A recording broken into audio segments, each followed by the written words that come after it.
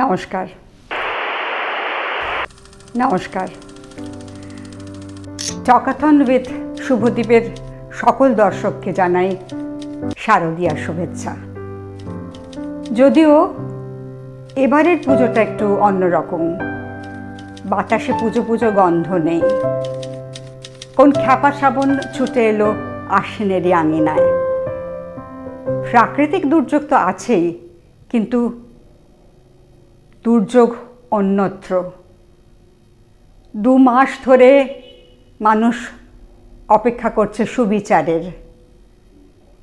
দেবী দুর্গা তো মহিষাসুর মর্দিনী, তিনি অসুর নিধন করেন। তাই তাঁর আগমনে এটাই আশা করব যে অন্ধকার থেকে আমরা আলোর দিকে মুখ ফেরাবো। জয় হবে